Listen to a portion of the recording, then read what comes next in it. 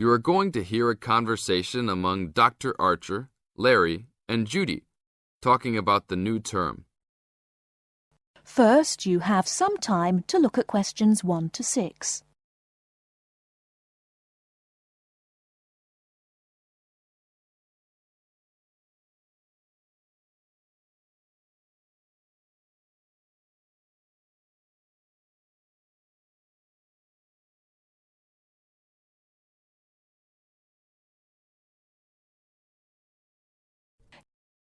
Okay, everybody, welcome back to the new term. I hope you've all had a good break and that you're keen to start on your research project. What I'd like to do this morning is to give you a chance to ask questions about the project, requirements, ways of approach, how to get help if you need it. Today is informal. It may be already written on paper, but it's nice to have an opportunity to have it confirmed. So, any questions? Dr. Archer, is there a confirmed due date yet to hand it in? Yes, I can now confirm that it's 16th of July, not 15th as first advised. Okay? And what about the word limit?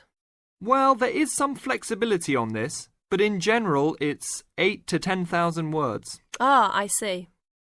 And you can choose your topic, anything from years 2 and 3. Yes? I still can't work out what I want to do it on. In that case, you should see your course tutor to agree on your final topic, and you should also be aware that there is special assistance available at the library on library resources if you need help on that. Can I just check on the deadlines for everything? Certainly. Look, let me write it on the board when each stage should be completed. First of all, you've got to work on your basic project outline, and that's due in to your course tutor by 21st of February. Which is only 2 weeks away, so you need to get cracking on that. Do we have to include a full reference list by then too? No, your reference list is due on 6th of April, which is 1 week later, so you have time to discuss this with your tutor. And when should we be doing the research? Well, that's over a 1-month period, essentially April to May. And the write-up? Well, you need to do quite a bit of research before you get going on your writing, so that's really May to July, with a due date for handing in on the 16th. Any more questions? Before you hear the rest of the conversation, you have some time to look at questions 7 to 10.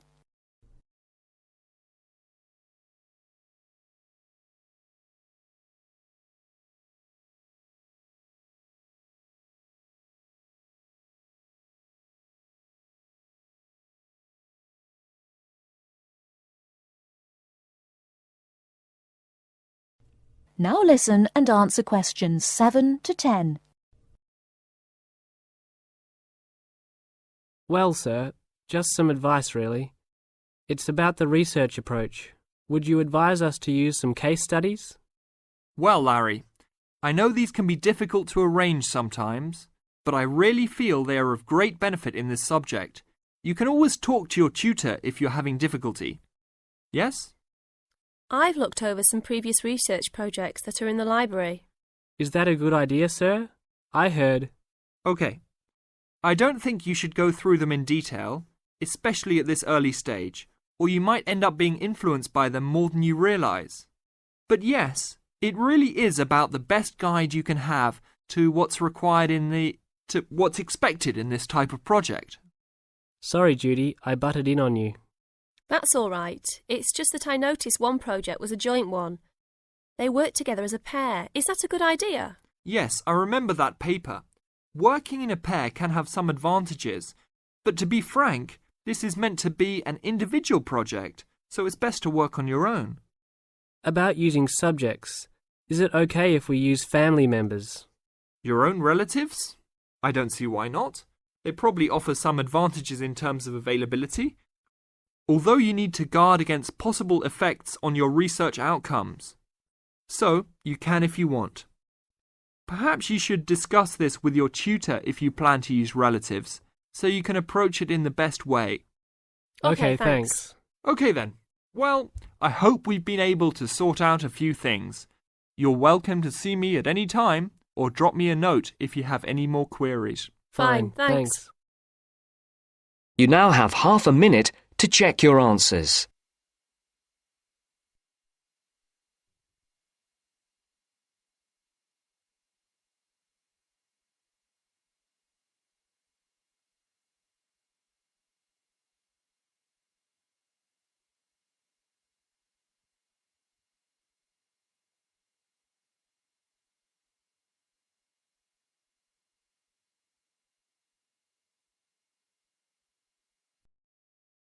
Part 2. You are going to hear a talk on ginseng. First, you have some time to look at questions 11 to 14.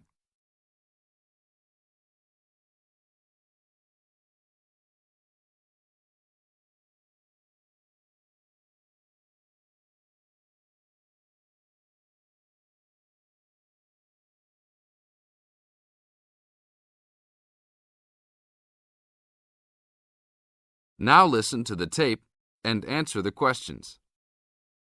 Good morning. Today we'd like to talk with Mr. Schumacher of Kaiser Farms.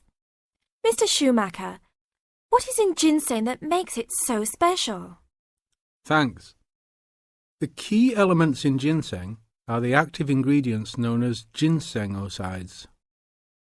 All true ginseng products on the market contain a certain percentage of ginsenosides, and a number of factors determine how much. The age of Wisconsin ginseng when harvested plays a major role in determining the natural level of ginsenosides. Tests have shown that the older the plant, the higher the ginsenoside content.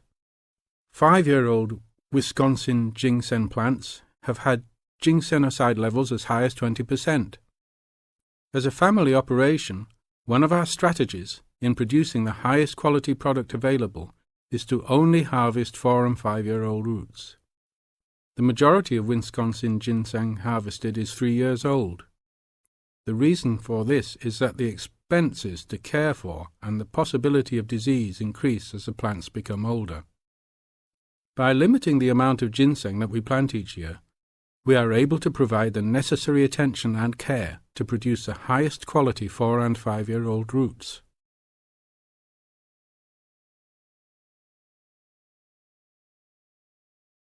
Now look at questions 15 to 20.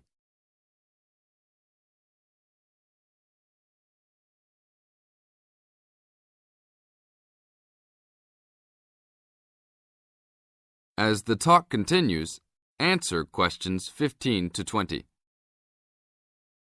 What is Wisconsin ginseng used for? There are 2 real species of ginseng on the market today: Panax, Korean or Chinese, and Panax quinquefolius, Wisconsin. Since ginseng has been used for thousands of years in China, it is easiest to explain the differences in ginseng by using traditional Chinese herbal philosophy.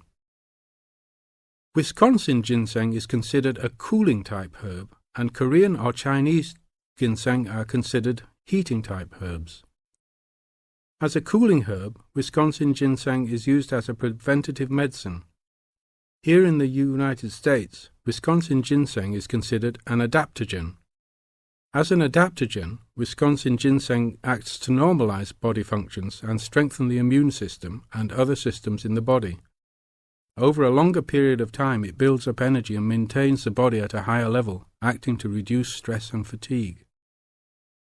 As a heating herb, Panax ginseng is used more as a stimulant and is often prescribed in China when the body is recovering from an illness and is worn down and in need of a rapid boost of energy. It is only recommended to be taken over short periods of time and not continuously. Wisconsin ginseng is considered the premier ginseng in China because it can be taken on a continuous basis and acts as a preventative type medicine by slowly building up the body. Wisconsin ginseng fits in perfectly with the Chinese herbal philosophy of preventative type medicine. Unlike here in the US, where we often wait until we are ill to seek medical attention, the traditional Chinese medicinal philosophy concentrates on building up the body to prevent illness. Based on the way Wisconsin ginseng has been prescribed in China, it is the correct ginseng to be taken for the majority of the consumers. Travel to China and see firsthand the ginseng that is considered the world's finest ginseng.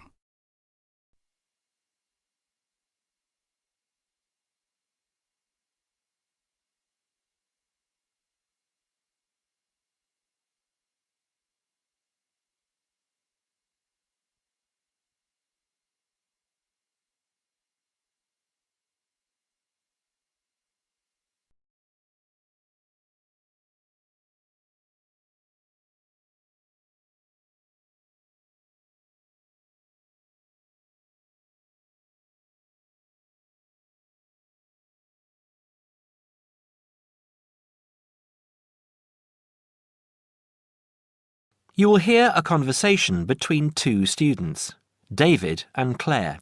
First, you have some time to look at questions 21 to 24.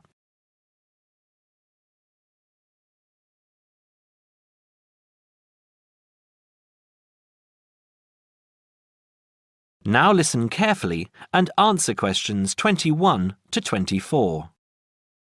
Hi, David. How are you going with your history studies? Very well. I've actually finished it. That's great! What era did you write on? I researched Roman London, something I never thought I'd be interested in. That sounds interesting. I wanted to tie it into the work I've been doing on engineering, and I found it fascinating and learned many things along the way. Such as? Well, although there were prehistoric settlements throughout the vast area now called London, strangely enough, no evidence has yet been found for any such community at the northern end of London Bridge, where the present city grew up. The origins of London lie in Roman times, right? Right. When the Romans invaded Britain in 43 AD, they moved north from the Kentish coast and traversed the Thames in the London region, clashing with the local tribesmen just to the north. It has been suggested that the soldiers crossed the river at Lambeth, but it was further downstream that they built a permanent wooden bridge, just east of the present London Bridge, in more settled times some 7 years later. As a focal point of the Roman road system, it was the bridge which attracted settlers and led to London's inevitable growth. So, London Bridge has been there for hundreds of years?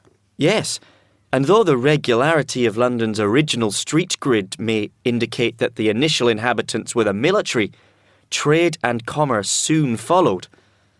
The London Thames was deep and still within the tidal zone, an ideal place for the berthing of ships. What other industry did they have? Well, as the area was also well drained and low-lying, it was geologically suitable for brick-making. There was soon a flourishing city called Londinium in the area where the monument now stands. Londinium?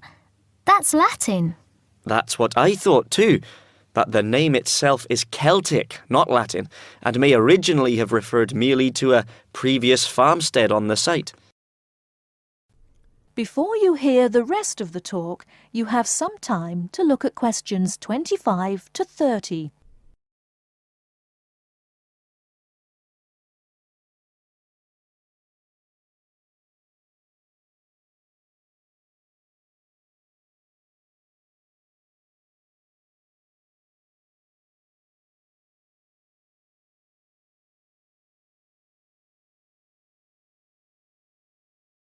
Now listen and answer questions 25 to 30.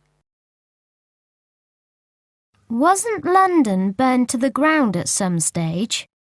It happened in AD 60 by the forces of Queen Boudica of the Iceni tribe from modern Norfolk, when she led a major revolt against Roman rule. The governor, Suetonius Paulinus, who was busy exterminating the Druids in North Wales, marched his troops south in an attempt to save London, but, seeing the size of Boudica's approaching army, decided he could not mount an adequate defence and evacuated the city instead. Not everyone managed to escape, though, and many were massacred. What about the beautiful old architecture? Did you research that too? I sure did. The major symbol of Roman rule was the Temple of the Imperial Cult. Emperor worship was administered by the Provincial Council, whose headquarters appear to have been in London by AD 100. A member of its staff, named Anancletus, buried his wife on Ludgate Hill around this time. Pagan worship flourished within the cosmopolitan city. A temple to the mysterious Eastern god Mithras was found at Bucklersbury House and is displayed nearby. I quite like St. Paul's. Traditionally, St. Paul's Cathedral stands on the site of a temple of Diana. Other significant buildings also began to appear in the late 1st century, at a time when the city was expanding rapidly. The Forum, A marketplace and basilica which housed the Law Courts complex at Leadenhall Market was erected and then quickly replanned as the largest such complex north of the Alps. The Forum was much bigger than today's Trafalgar Square. Who was in charge of all the town planning at the time? Procurator Agricola. He encouraged the use of bathhouses and had a grand public suite made, which is now being excavated in Upper Thames Street. They were as much a social venue as a place to bathe. There was a smaller version at Cheapside, and in later centuries, private bathhouses were also built. Another popular attraction was the wooden amphitheatre, erected on the northwestern outskirts of the city. It's possible that gladiatorial shows were put on here, though lesser public sports, like bear baiting, may have been more regular. I thought that happened mainly in the Colosseum in Rome, but I guess London being settled by the Romans explains their lust for blood.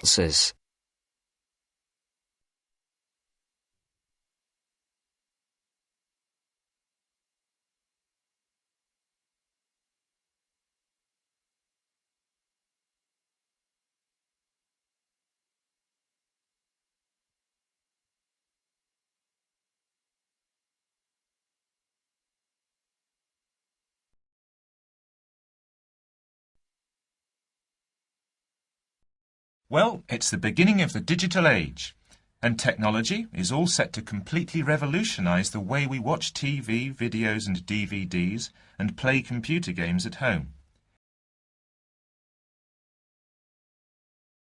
First, you have some time to look at questions 31 to 40.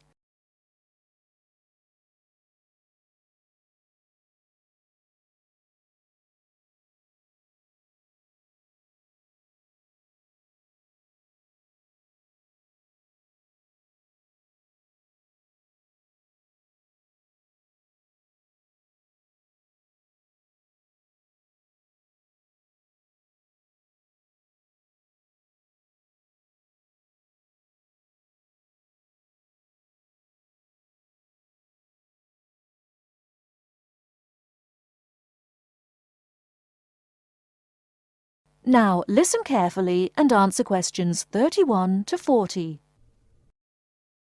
Well, it's the beginning of the digital age, and technology is all set to completely revolutionise the way we watch TV, videos and DVDs and play computer games at home. Here to tell us more about how we will be spending our leisure time at home in future is Anna Zabel. Hello. Yes, there will be huge changes in the way we use television, radio and new media in future. By this, I mean we will be able to do what we want, where we want and when we want. The result is that our homes will increasingly become home theatres, and all our entertainment at home will be available at the touch of a button. Now, most home entertainment these days is delivered over wires, but this is changing thanks to high-speed broadband. Downloading will become easier, and studios will eventually release movies, songs and video games directly to the consumer. So, for example, instead of a film opening on the big screen and eventually appearing on television, video and the internet, it can appear in all formats at once. This means that we will have more choice and control over the media we use. So, how will we use this media in our homes in future? There will be big changes in how we watch video and television. Several research groups and companies are trying to add depth to TV and other video displays in the form of a third dimension. So television and video screens will have depth. What do you mean by depth exactly? Do you mean 3D, like a hologram? That's right. When we say that a hologram has 3 dimensions, it means that we can see not only up and down and left and right, but forwards and backwards too. When we talk about dimensions, we call forwards and backwards depth. So when we say that a hologram has 3 dimensions, it means we can see up and down and left and right, just like a picture or photo. But we can also look into the hologram because the image it contains has depth. So instead of watching films on a flat screen, we will be watching them in 3D. Absolutely. Well, as we live in a 3D world, we shouldn't really be watching television and films in 2D, and the technology to make this happen is already there. 3D screens are being developed which can be placed throughout the house, even in busy areas of our homes like doorways and halls. Now, these screens appear to float in air. So in the future, 3D holographic images will be sent into our homes and we will be able to experience the action as if it is taking place right in front of our eyes. So, the action won't just look real, it will be real. Incredible! How does this technology work? Well, to get true 3D, each of your eyes has to see a slightly different image. 3D screens interweave multiple images in vertical stripes using special coatings and filters built into the screen. This means that each eye sees a different set of stripes. These screens are called lenticular screens. Now, these screens are easy to produce and some laptop PCs and cell phones already have them. However, lenticular screens do have one disadvantage. The strain on the eyes and brain of putting together a 3D image from two flat ones can result in headaches and dizziness. But a few companies have developed a hologram 3D display which does not cause these problems. Instead of building images, then leaving them to the brain to put together, holograms create a whole image that reaches the eye exactly the way light from a real object does. You can even walk part of the way around a holographic image to see side and back views, just as you would do if the object was right in front of you. Twin holograms will let a couple watch two different programs on the same screen, even if they sit next to each other on the living room sofa. So no more arguing about which program to watch. That's right. Patio screens are being developed too. Patio screens? What are they exactly? Well, a patio screen is a big inflatable screen, which means you can take it outside your home and watch a film in your garden. Some patio screens are even equipped with DVD players, and some new ones may even have a wireless connection. Amazing developments there. Well, join us after the break when we will be talking. You'll have half a minute to check your answers.